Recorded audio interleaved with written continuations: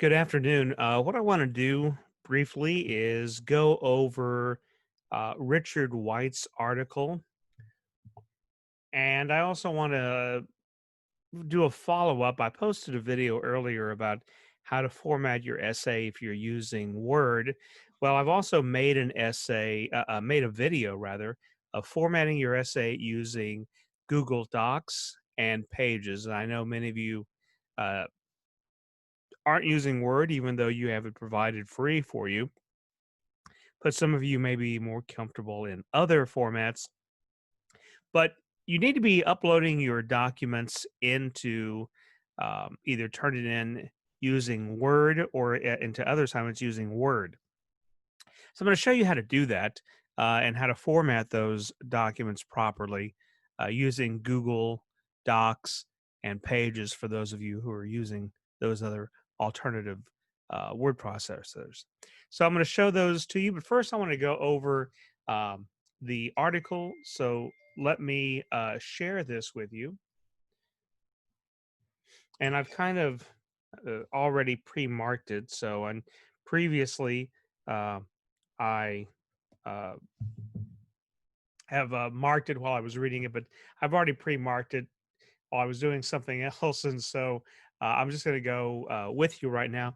Again, on this article, this is the author, right, Richard White, and the article itself is "State Intelligentsia and the Promotion of a National Culture in Britain, 1939 to 1945." The It's in the historical research and volume 69, issue 169, pages 83 through 101. Now, this article is actually one of the easiest to read.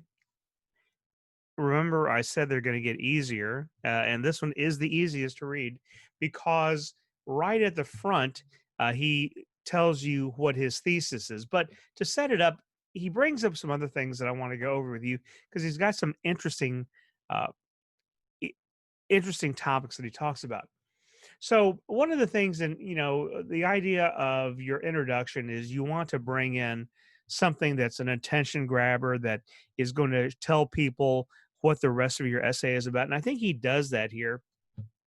And he makes this bold statement right at the beginning. This really isn't his thesis, but it's a bold statement. The Second World War heightened national consciousness in Britain. Now, that's about as bold as you can get. Is the effect of World War II on Britain was that it made people um, proud of their nation, right? It made them nationally conscious. Uh, and so they were aware of their nations, they were aware they were British. It did so not only by creating this "we're all in the same boat" sentiment of the People's War, but it also prompted a thorough examination of the nation's elites of what constituted British national identity. And so that's a very important statement to keep in mind is that this is the impact of World War II. Now, he talks about here a couple of times as a radical fifth column. Well, what does that mean? That's a term. What's a fifth column? Well, this is a term that is sometimes used.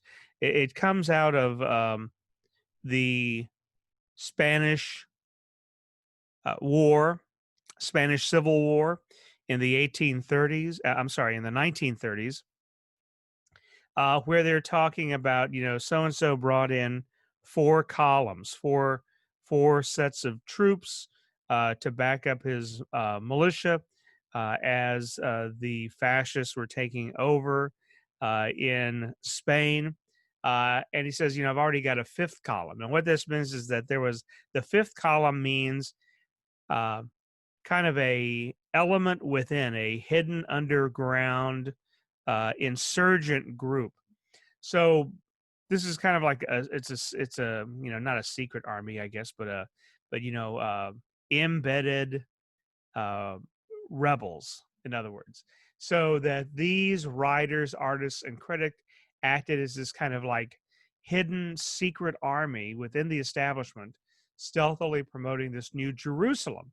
And this new Jerusalem, this is another term that he uses several times in the article that I want to talk about. What does this New Jerusalem mean? Well, some of you may, if you're familiar with the Bible and Christianity, this idea that in Revelations, it talks about the old heaven and the old earth, that place we're living on now, being uh, going away, being burned away, being destroyed, and in its place a new heaven and a new Jerusalem. Well, this idea of Jerusalem, the holy city, being reborn, that's the idea that they are trying to get at here. But here's the kicker to this, is that England felt that it was the New Jerusalem. And this goes back to old mythology.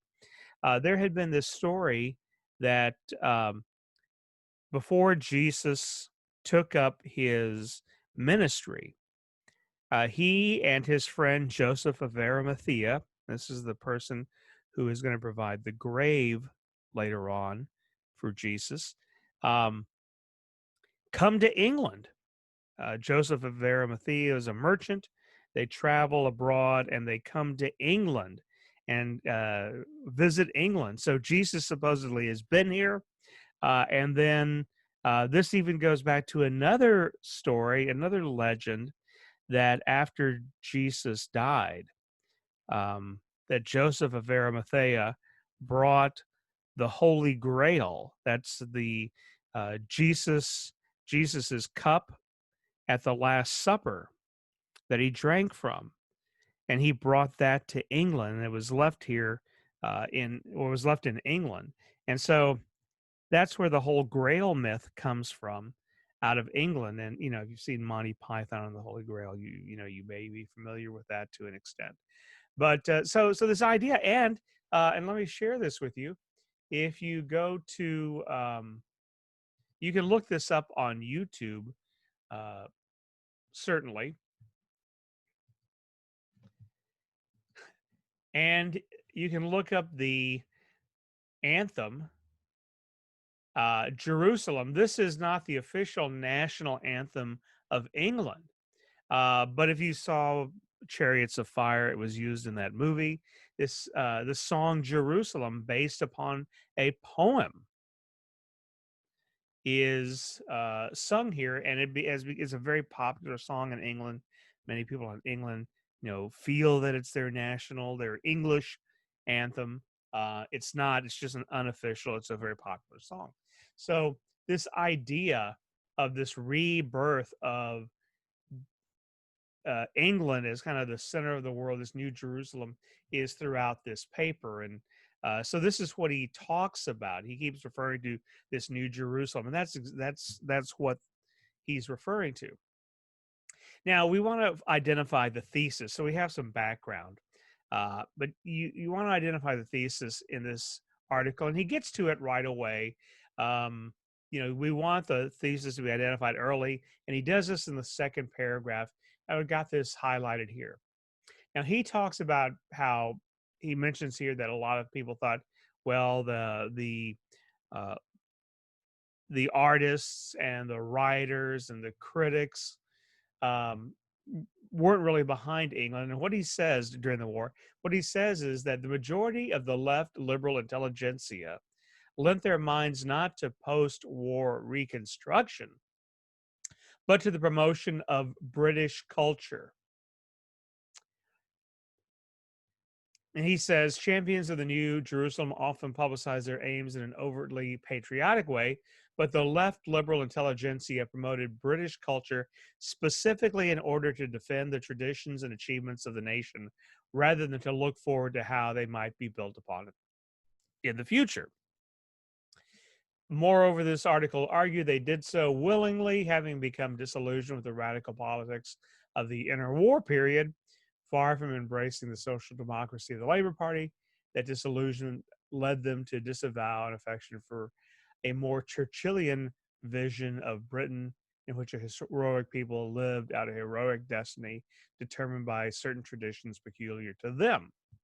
Okay, so you go back. Here is his thesis, right? He tells you right off the bat what he's going to argue, that the liberal left intelligentsia contributed to the promotion of British culture during the war and after. Okay. So he talks about some of the other things he's going to talk about, but that is his thesis. So let's look down here, some other interesting things he brings out. Cultural propaganda, rather than manipulation of news, was the most effective way of promoting the British way of life. That's what the Ministry of Information, which was reestablished, believed, right? Is that we need to get people behind the war. How do we do that? We're not going to manipulate the news. We're going to promote the British way of life through this cultural propaganda. Talk about Great Britain. Talk about what it means to be English. What are we fighting for? We're fighting for Britain and the English way of life. It's a very powerful message. When we hear that in the United States, we get behind it, right? We talk about the American way of life and people get behind it. And so they were doing the same thing in Great Britain. Now, skip down here to the next couple of pages. This is on page 85. Nevertheless, while the government sought to avoid autocratic techniques, it also realized that wartime propaganda had explicitly to promote the British way of life if it was successful to counter the work of Hitler's Reichspropagandaleiter.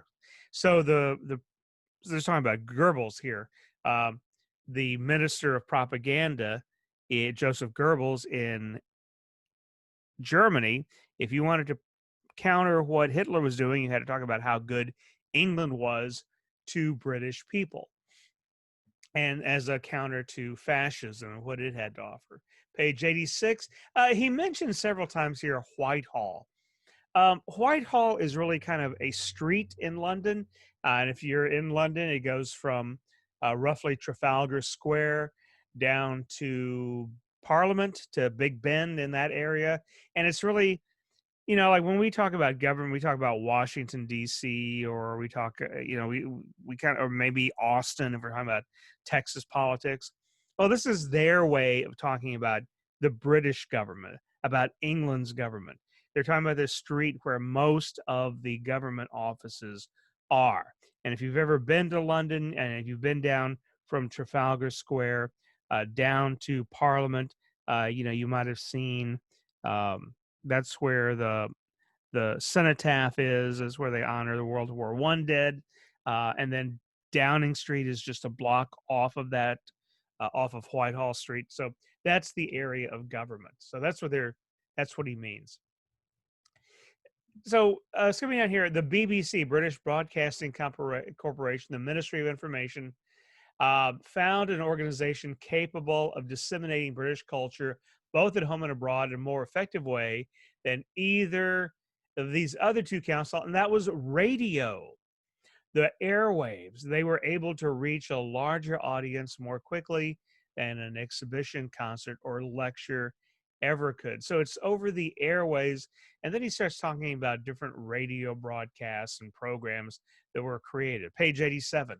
British cultural achievements would sustain morale at home by making people aware of the common heritage for which they were fighting. And again, this goes back to this idea, what are you fighting for? You're fighting for the right to be British.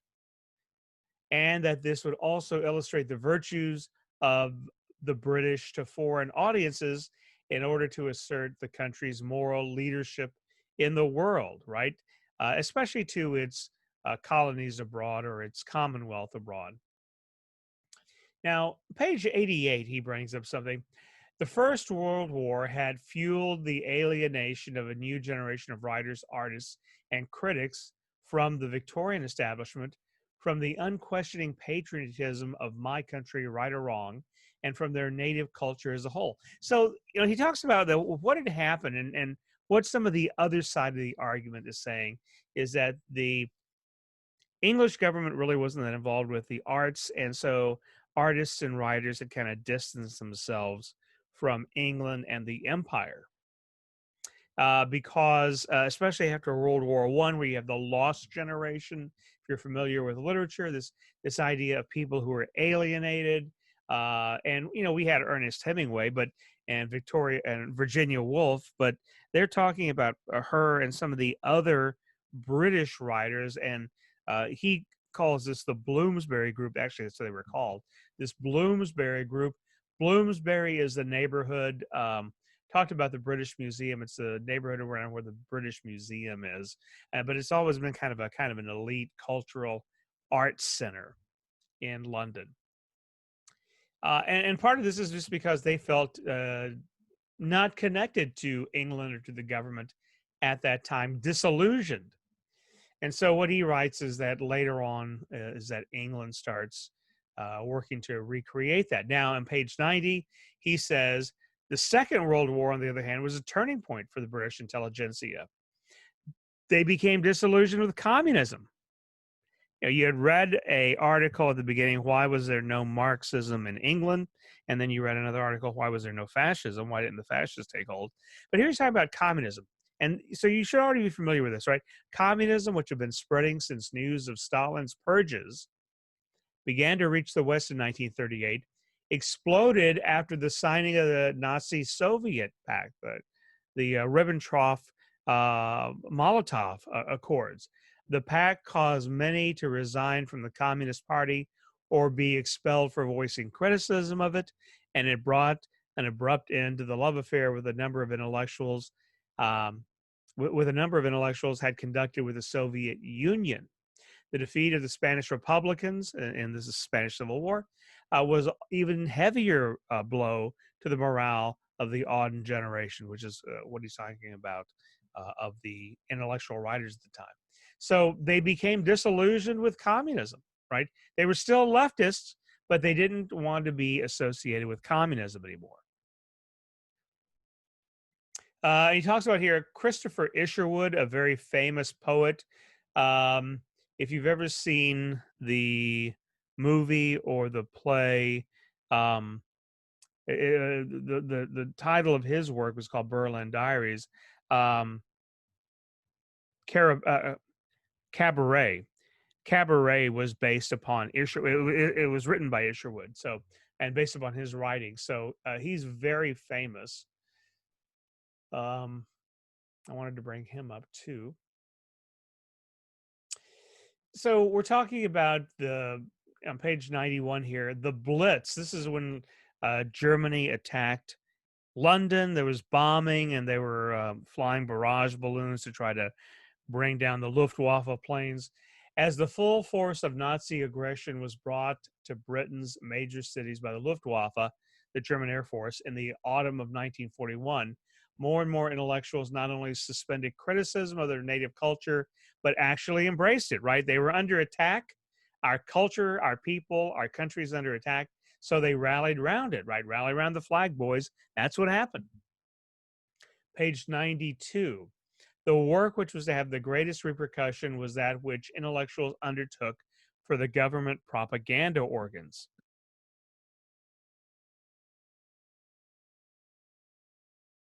So the government actually employed intellectuals and writers and artists to work for it.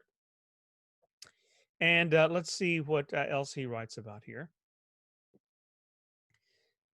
Now, he does write that they weren't really controlled very much.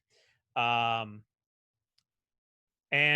also, George Orwell is mentioned several times in here because Orwell did work for the government, although he got mad at them and left.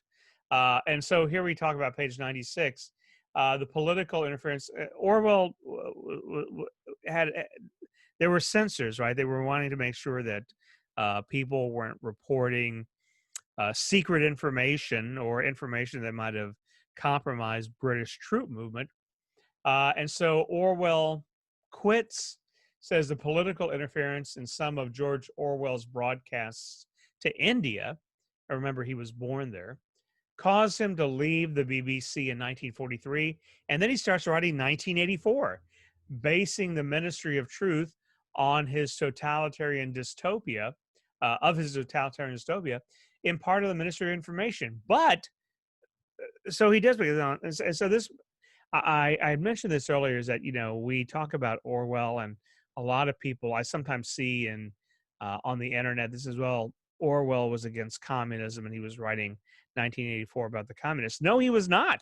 He was writing it based upon his own government. And, he remained a socialist, right? He wasn't writing an anti-socialist tract. He was just talking about totalitarianism, whatever government. So he had this exaggerated view of censorship, right, that he's writing about. And so this, he says, look, a lot of this, uh, what they're talking about Orwell is wrong. He was exaggerating. But that's not really what Orwell was talking about, right? And he brings this out here a little bit. An active censorship did exist at the Ministry of Information, but it was primarily concerned with ensuring that military details were not inadvertently divulged.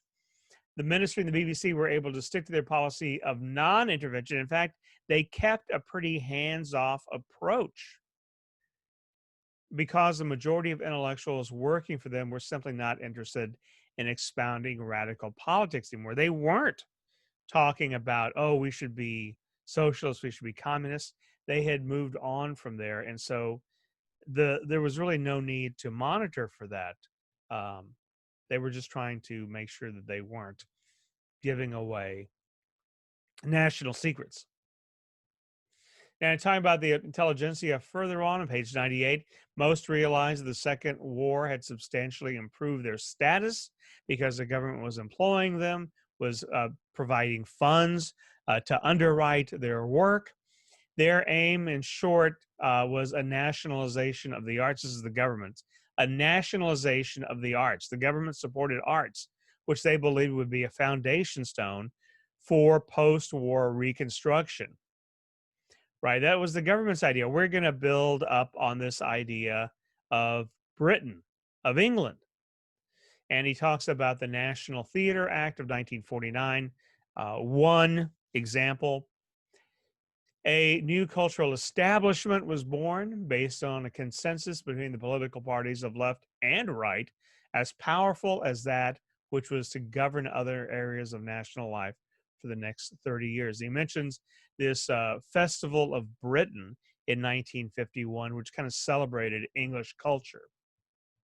So that is a part of the highlights of what he is talking about, and is showing that, this idea that they were disillusioned, whatnot, and they didn't really, no, he says they worked and they promoted England during the war and English heritage and English culture, and intellectuals did, not because they were forced to, but because they wanted to. And so we go back to his main thesis up here. Sorry for all the scrolling. And his thesis, again, is that the left liberal intelligentsia lent their minds not to post-war reconstruction. They weren't thinking about after the war so much. That was really the government took that on. But he was saying that they were promoting during the war pro-British culture because that's what they were fighting for. That's what they saw the war as a threat to being British. Okay, so that's his argument, and I hope you identified that and then found the other arguments that he uses to support that. All right, now I do want to get into the other things that I told you that I was going to, and that's how do you use Pages, and how do you use Google Docs to create your thesis? So let me go to this video here, and let me share this with you. Pull it up here. Let's get started with using Google Docs. And first thing we're going to need to do is go here to Google Docs. And if you have an account already, you can log in fairly easily. If you don't have a Google account, you can get one. They're free. I already have mine set up. Let's go ahead and create a blank document. So let's say that I've already typed in the text of my essay, and I'm ready to start adding things like the header and whatnot. To get to the header, we just click on the top, and it shows us with this sign here that we're in the header. Now, we do want a different first page. So the reason we want that is because we're going to type the header on the first page and the first page only. We don't want it on second pages. The second reason is because when we start doing page numbers, we want page numbers to be on the second page and not on the first. So we do want the first page to look different from the second. So here we're in the header. We're going to go ahead and type our name, the date, and the class number.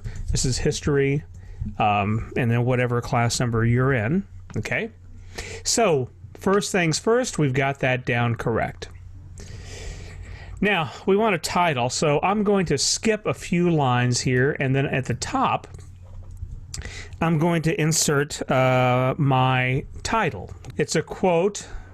My title is A Bowl of Red, and then it's a subtitle. It's a brief history of the state dish of Texas. But because the title itself goes in quotation marks, I'm going to use, for the first one, I'm going to open quotation marks, and then, just to get the formatting correct, on my inner quote, I'm only going to use a 1. So this is a quote within a quote. Now I'm going to close that up. I've got my close quote for my inner quote, and then my close quote for my title. I want to center this, so I'm going to come up here to the formatting section where it says align. I'm going to click down and I'm going to center. There's my title. It's centered. Now I want to check to make sure the rest of my paper, I've got a space here, I've got a space here to set it apart from the header. I want to make sure that the paper is double spaced. So up here at the ribbon again, where it says line spacing, that's the up and down arrow, I'm going to make sure I'm at double. Now, I do not want to add a space before paragraphs or a space after paragraphs. This other default setting is fine, but I do want to make sure it's in double, so I'm happy. Now everything's double spaced. That's exactly the way I want it.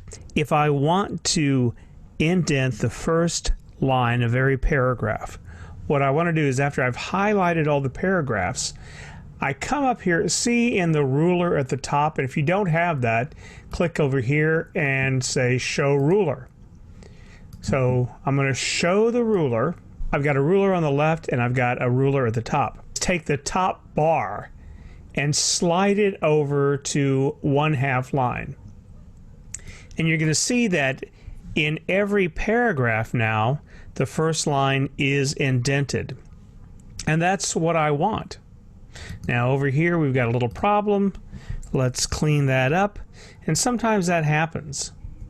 So I'm going to just fix that, and everything else looks good so far.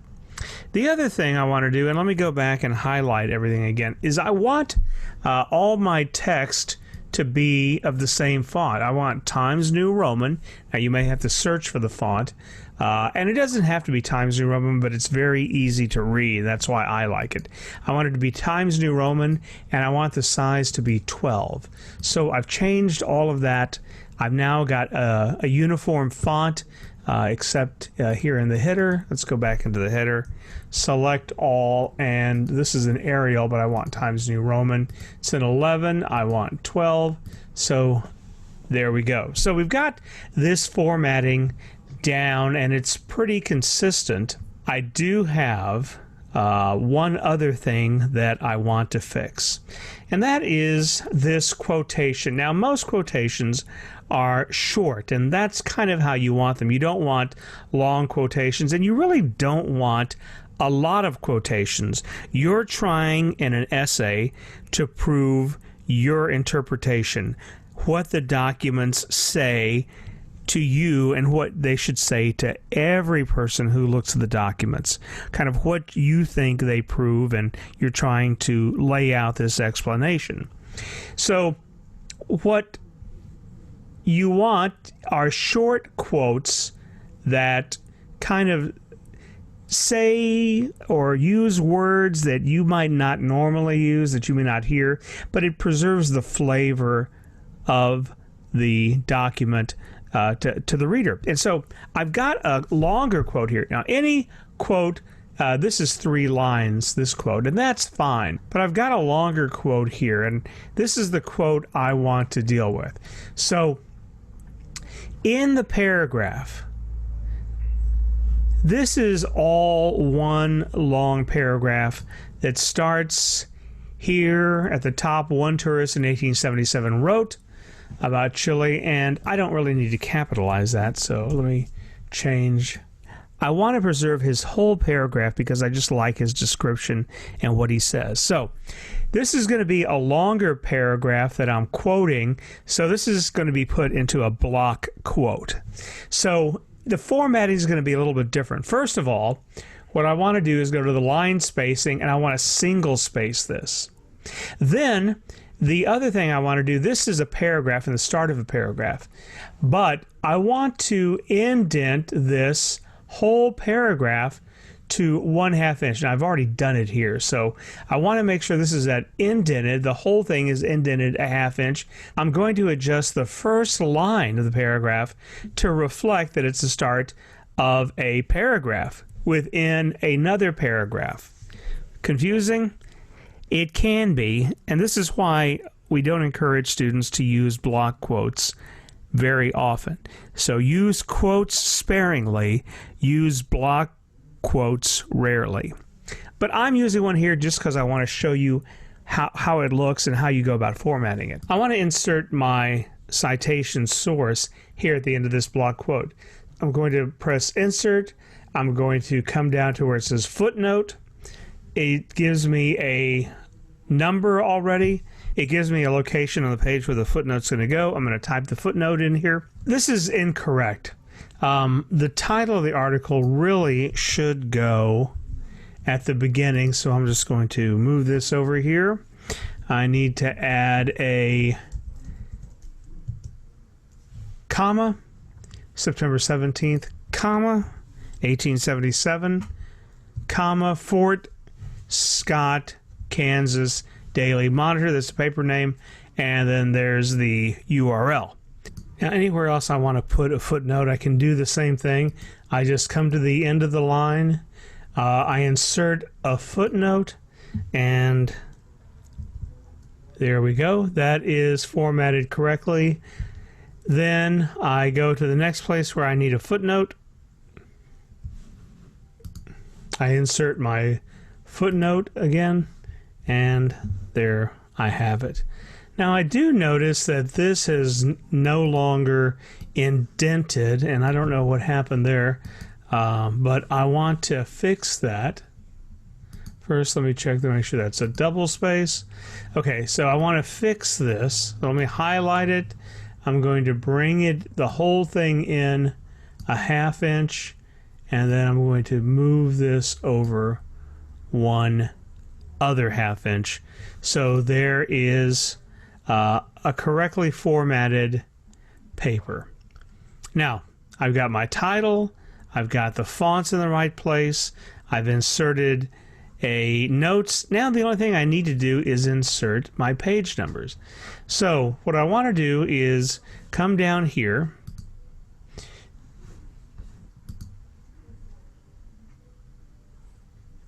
I want to come to headers and footers. I want to come to my footers. Now on my footer, and let's look at the options. I want to do a page number. I don't want to show it on the first page. I do want the numbering to start at 1, and so I want it in the footer, so I'm going to hit apply. Now you notice the first number is page 2, so it's footer number 2. I'm going to change my font to Times New Roman 12. I want that uniform font throughout the paper, and I'm going to center this as well. So now you can see that there's page 2, it's got a footnote. We go to page 1, it does not, but it doesn't have the page number at the bottom. So this is exactly how I want the paper to look. Now it's in Google Docs. I'm done with the paper. It's edited. I've got my notes inserted. I've got everything formatted correctly. So I'm going to hit File. I'm going to download this as a Microsoft Word document. And so I want the DOCX extension.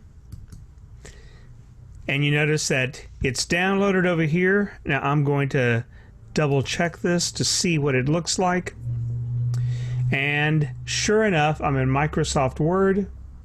And just for verification, here's the original doc over here. And the Word document that I've just saved has my heading information. The lines are indented where I want them, and it looks like the quotations are there. So it looks like a successful document transfer altogether. It's saved as a Word document. These various programs are compatible, and so that's wonderful.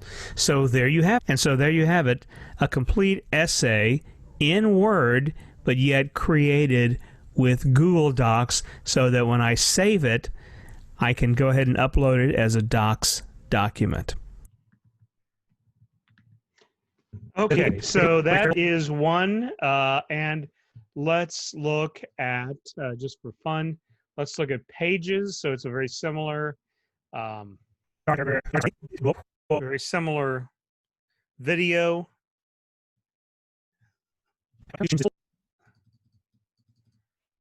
Okay, so here we go. We'll begin with this blank piece of paper. Now you can see at the top here I've got the ribbon at the top, the heading ribbon at the top, and then I've got the window ribbon here. We're going to be using the whole screen for this. So in Pages, it's going to help if we have a couple of other things open. Now, first what I want to do is I want to go to the zoom level up here at the top right left-hand corner, and I want to say fit width. Okay, that's going to bring the page from one end of the window to the other. On the right-hand side, we have the Format key, and I want to make that available. On the left-hand side, where it says View, I want to change this to Page Thumbnails. That's going to give me a broader canvas to work in. So I'm going to go in here and start writing my essay. A couple of things I want to do as I just want to check on some things. First of all, I want to make sure I'm in the right font size, and then I also want to make sure that I'm in the right spacing size. So first of all, let me go to the spacing and to the font, and what I'm going to do is I'm going to hit Control A. That selects everything, and I want to make sure that I'm using Times New Roman. That's just the font I like to work with. So over here on the right hand side in the formatting pane, the very first thing is Times New Roman, and then I want 12 point, so that's correct. And I want double spacing, so I'm going to change this to double. Okay, so that's the first thing I want to do. Now, let's say I want to insert a title. So up here at the top, I'm going to skip down a little bit, and then I'm going to insert my title here at the top. A Bowl of Red, a brief history of the state dish of Texas. Now, at the beginning, I'm having some problems here. I can see this is a quote, a bowl of red, and I'm going to use my quote as the beginning, so I still need to include it in the double marked quotation marks within, and within I'm going to have the single mark, so that looks correct. There's my title. My title, I need that to be centered. So what I'm going to do is come over here to the text layout on the right-hand side, and I'm going to click centered. So there's my title, and it is centered. It's spaced well, and that's great. So the next thing I want to do is I want to double check my notes. Now, I've already included a few footnotes. Let me talk about special formatting on a special part of the text. I have quotes in here, and you do like to have quotes included. I've got a quote right here And this is about 3 lines long. That's about as long as I want a regular quote to be. I've got it footnoted there. Now, Pages does this for me, and it's fairly easy, but I want to show you on a special type of note. And that is for a longer quote, and we call that a block quote. And I've got one right down here. So it actually goes on for a couple of, it goes on into the next page. So what I want to do is highlight this quote, because I'm going to work with it, and it ends there. Okay, so that's the quote. Couple of things I want to do. First off, I don't want this to be double spaced. I want it to be single spaced, and this is what a block quote is. So I'm going to come over here to the right side, go down to spacing, and click single spaced. That's going to change the location of the rest of the paragraph a bit. And then I also want this indented. So I go to Layout. I click the Layout tab at the top of the text area. And then I want to change this whole thing to be indented by a 1/2 inch. Okay, so there's my indent. Do I want the first line to be indented? Sure. Let's indent that a full inch. That's another 1/2 inch. So it's already indented a 1/2 inch, and then it's indented another 1/2 inch. That tells you that the beginning of this was a full paragraph, and that's what it was. It's a quote, but by setting it apart as a block quote, I don't need quotation marks. I do need it to be spaced, though, between the next line and the first line. I need that set apart. Also, you also want to put a block quote in the middle of a paragraph, not starting a paragraph and not ending a paragraph. You want it in the middle, so you want other information around it. But you want to make sure that the first line of this paragraph here, the next full line of the paragraph, is not indented. So you're going to change that over on the right hand side, because this is all part of the same paragraph, so you don't indent this line again. Okay? A little confusing? Maybe. That's why we don't like to use a lot of block quotes. Try to avoid quotes. Try working on putting words in your own vocabulary. Now, of course, you still have to cite it. Any idea that you get from somewhere else, even if you paraphrase it, still must be cited. So we do want to cite this. So let's go here. This will show you how to do footnotes in general. So we go here to the end of this line. This is the end of the block quote. We always want to cite there. Up at the top, we're going to go to Insert. We're going to click down, and we're going to go down to Footnote. And you notice that it gives you a superscripted number there. There is an area here for the footnote. I'm going to click in here, and I'm going to add my text. A couple of things are wrong, and I want to put this in Turabian Chicago Manual style format. So the article, I don't have an author, and that's okay, but the article title then needs to come first, and I have it somewhere in the middle. I'm going to change that so that it's first. I need a comma there. Texas is the article. It appeared in the September 14th, 1877 Fort Scott Daily Monitor, and there's the URL. That's perfect. I need a period at the end, and there's my footnote. So it's ready to go. The other thing I want to do, and I just kind of gave it away, is I want to insert my footnotes and my header with my name and other information, but I want it at the top of this first page, but I don't want the page number on the first page. I want the page number on the second page. So what I'm going to do is come up here, and all you have to do is move your arrow up, and it hovers, and you see the header areas. And up here at the top, I'm going to enter my name, I'm going to enter the date, and I'm going to enter the class. I could put a space here to separate it and give it a little bit of area away from the title, and I'm going to go ahead and do that. In order to get different elements on different pages in Apple Pages, you have to set up a section. So what I want to do is I'm going to set my cursor right here at the end on the last line of the first page, I'm going to insert a section break. And you notice that this is changed on the right-hand side. This says section. And I want to make sure that these are unchecked. And you see this little icon here that lets me know that there's a section break. Now, in this section, I'm going to delete my header. And then I'm going to come down to the bottom, and I'm going to see the footing area. I'm going to click on it. I'm going to insert page number. I can choose one of these different formats. I'm just going to go with the plain 2. And then I'm going to change to make sure that I'm in the right font. So now at the bottom of page 2, I have a page number. I've got the header only on the first page, but not on the others because of this section marking, the section break marking.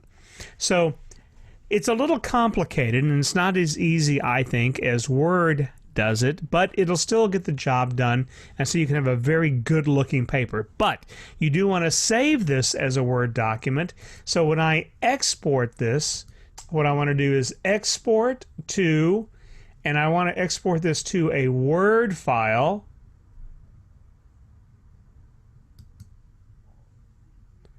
I'm going to see this menu come up. I want to do it Word. I want to check any of these options. Yes, I want this format. So in the next, I'm going to put it where I want it. I'm going to put it on my desktop here. I'm going to export it. It'll tell me it's creating a Word file. And let's say that I want to check it. So I open this up in Word. And to see how it's been formatted, and sure enough, it looks like I've got pages on page 2. I've got my footnotes, my block quote came through along with the citations. This was reformatted so that this does not start a new paragraph, but as a continuation of this one longer paragraph with my block quote. So everything looks fine. I've even got nice spacing between my footnotes and also spacing between my title of my paper. I would say that we successfully formatted a paper using Pages. Okay, and so those are those 2 videos, and it looks like we were able to use both of those well, I hope. And I hope that made sense to you if you're using either of those. You've already seen the formatting video for Word. I'm going to create those other videos and post those as well. All right. Thanks a lot. Have a good day. We'll talk Wednesday about the assignments.